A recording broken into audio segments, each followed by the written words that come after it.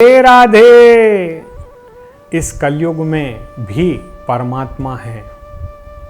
जी हाँ, इस कलयुग में भी परमात्मा है। वैसे तो जब भगवान श्री कृष्ण ने अपनी लीला यहाँ से समाप्त की थी, उसी के तुरंत बाद कलयुग ने यहाँ पर प्रवेश किया था, ऐसा हमारे शास्त्र कहते हैं। कुछ कम 5370 वर्ष बीत गए हैं भगवान श्री कृष्ण को इस धराधाम को छोड़ करके। सोचिए 5000 ईयर्स के ऊपर हो चुके हैं और आज भी कलयुग में भी परमात्मा ने ये बताया है कि प्रेम से वो कहीं भी आ सकते हैं। अब आप सोचेंगे, क्या प्रेम में भी इतनी शक्ति है कि हम परमात्मा को इस धराधाम पर बुला सकें? जी हाँ, बुला सकते हैं। देखिए, वृंदावन यदि आप कभी गए होंगे तो क्या कभी आपने बांके बिहारी जी के दर्शन किए, श्री राधा रमन जी के दर्शन किए या राधा वल्लभ जी के दर्शन किए हैं? यदि नहीं किए हैं तो एक बार अवश्य जाएं। आज के इस युग में आपको भक्त क्या है और भक्ति कैसी होती है, ये हमें श्रीधाम वृंदावन से सीखने को मिलेगा। क्योंकि देखिए, एक भक्त की पुकार पर जब भगवान स्वयं आते हैं तो वो अपने आप में एक अलौकिक प्रसंग होता है। श्री हरिवंश दास जी भगवान के बहुत परम प्रेमी भक्त थे और एक दिन की बात है कि उनके पदों को सुन करके राधा रानी और साक्षात भगवान श्री कृष्ण प्रकट होते हैं और उन्हें बोलते हैं कि हम तुम्हारे साथ रहना चाहते हैं। तब वो कहते हैं कि हे प्रभु, मैं तो खुद इस वृंदावन के वन में हूँ। निधिवन, यदि आप वृंदावन जाएं तो निधिवन के दर्शन अवश्य करें। तो मैं तो खुद यहाँ रहता हूँ, आपको तो चलो मैं लंगोटी भी बांध करके अपने साथ बिठा लूँगा, लेकिन राधा रानी के श्रृंगार के लिए मेरे पास धन कहाँ है।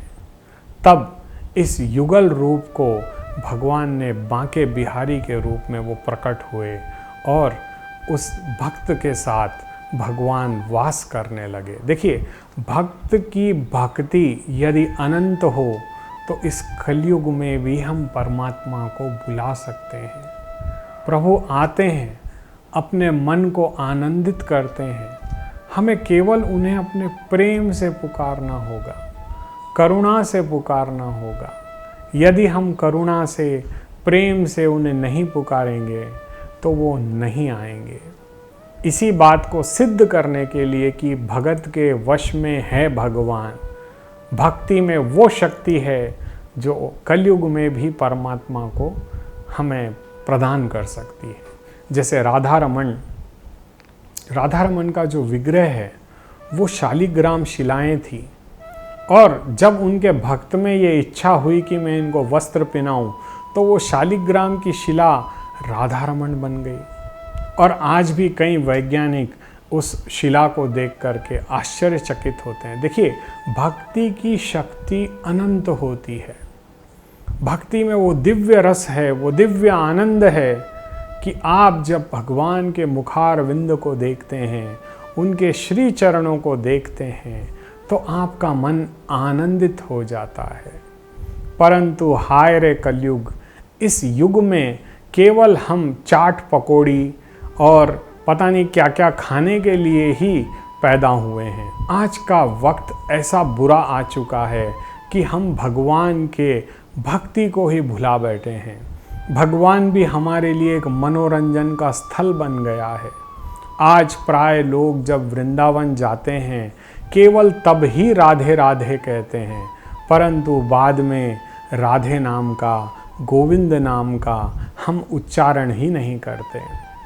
यदि नित्य प्रति हम अपने घर में अपने बच्चों को ये शिक्षा प्रदान करें कि गुड मॉर्निंग की जगह राधे राधे बोला करें या राधे कृष्ण बोला करें, तो वो कितना अच्छा रहेगा।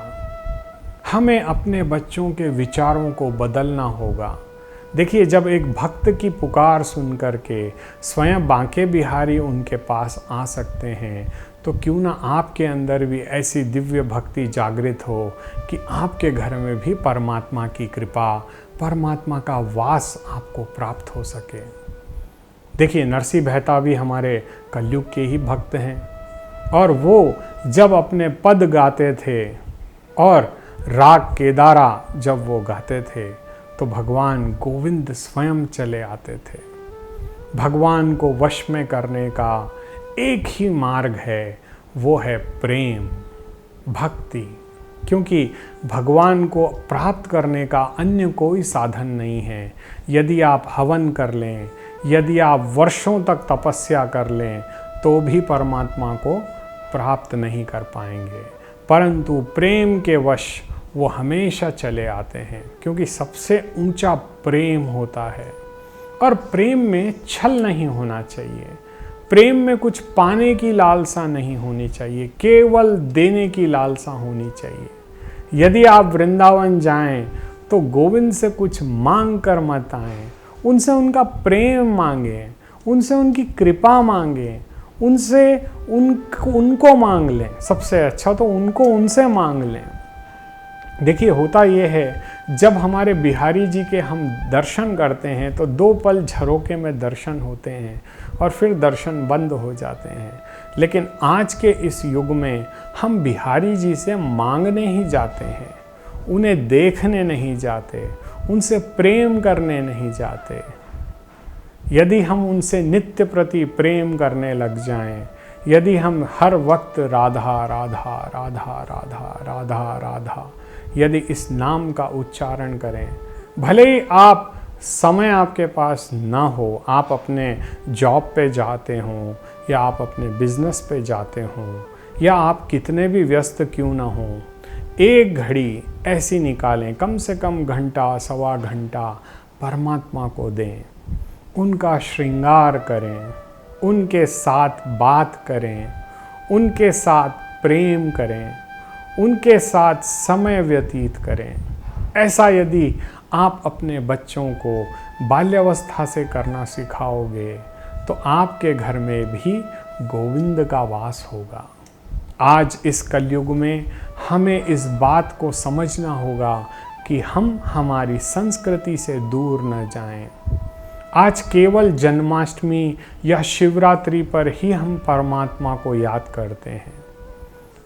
बाकी के कोई दिन हम परमात्मा के दर्शन तक करने नहीं जाते। ये कितने बड़े दुर्भाग्य की बात है कि आज जिस परमात्मा ने हमें सुख दिया, समृद्धि दी, धन दिया, दौलत दिया, सब कुछ दिया, आज उसी के लिए हमारे पास समय नहीं है। एक स्टोरी कहीं से सुनी थी कि अलेक्जेंडर ने इस समस्त भूमि पर राज किया, परंतु जब वो मरता है उसकी 3 इच्छाएं जो उसने बताई थी वो हमें आज समझनी होगी। पहली इच्छा थी कि जिन वैद्यों ने, जिन डॉक्टरों ने उनका इलाज किया वही उसकी अर्थी को खांदा दे। क्यों? ऐसा क्यों चाहा अलेक्जेंडर ने? क्योंकि डॉक्टर रहने के बावजूद वो उनको प्राण नहीं दे पाए, जीवन नहीं दे पाए। अपनी सारी दौलत अलेक्जेंडर देने को तैयार थे, परंतु जीवन को वो प्राप्त नहीं कर पाए। उनकी दूसरी ख्वाहिश थी कि जब मेरी अर्थी को ले जाया जाए तो काफ़ी धन सारे मार्ग में बिछा दिया जाए और मेरे हाथ खुले रखे जाएं, ताकि इससे लोगों को ये शिक्षा मिले कि आपके पास त्रिलोकी का धन क्यों ना हो, आप जब इस दुनिया से जाओगे तो खाली हाथ ही आपको जाना पड़ेगा। और तीसरी शिक्षा अलेक्जेंडर ने ये बहुत अच्छी दी कि इस दुनिया में हम जब खुले हाथ आए हैं और खुले हाथ जाएंगे तो अपने साथ केवल हम अपने कर्म लेकर के जाएंगे जो हमने इस शरीर में, इस योनि में किए हैं। और देखिए, जीवन में धन धान्य तो सभी ने बांटा है, परंतु पुण्यार्जन केवल परमात्मा के नाम से ही प्राप्त होता है। अगर अलेक्जेंडर भी अपने जीवन में यदि भक्ति करता तो शायद उसका जीवन कुछ और होता। कई बार हमें देखने को मिलता है कि एक बहुत ही स्वस्थ लड़का होता है, अचानक से उसको हार्ट अटैक आ जाता है, मर जाता है। उसके जीवन में जितनी प्लानिंग उसने की थी वो सारी की सारी धरी की धरी रह जाती है। जीवन बहुत ही क्षणभंगुर है। पता नहीं कब हमारी ये मानव देह, हमारे प्राण हमारे शरीर से निकल जाएं। हर पल हमें इस बात का स्मरण रखना चाहिए कि ये मृत्यु लोक है और यहाँ मृत्यु ही शाश्वत है। शाश्वत यदि मृत्यु है तो हमें किसके चरण पकड़ने हैं? उस परमात्मा के चरण पकड़ने हैं। इस मानव देह को प्राप्त करने के बाद आप अपने कर्तव्य को करें। ऐसा मत कीजिए कि आप अपने परिवार को छोड़ करके जंगल चले जाएं। नहीं, बिल्कुल आप अपना बिजनेस कीजिए, अपना कारोबार कीजिए, अपना रिश्तेदारों के साथ रिलेशंस अच्छे रखिए, अपने स्वार्थ को कम कीजिए, भक्ति को बढ़ाइए, प्रेम को बढ़ाइए। प्रेम में पैसे को मत लाइए, पैसा अलग रखिए, प्रेम अलग रखिए। ऐसा करने से आपके जीवन में जब तक आप जिएंगे आप आनंदित रहेंगे। आप किसी की बुराई मत कीजिए, किसी की निंदा मत कीजिए। अपने स्वभाव के अंदर परिवर्तन लाने की कोशिश कीजिए, अपने स्वभाव को बदलिए, क्योंकि आप स्वयं को यदि बदल लेंगे तो आपको किसी और को बदलने की आवश्यकता नहीं पड़ेगी। सबसे पहले मैकेनिज़्म हमें अपने शरीर का करना है, हमें अपने मन को बदलना है, हमें अपने मन को उस गोविंद के श्री चरणों में लगाना है। राधे राधे।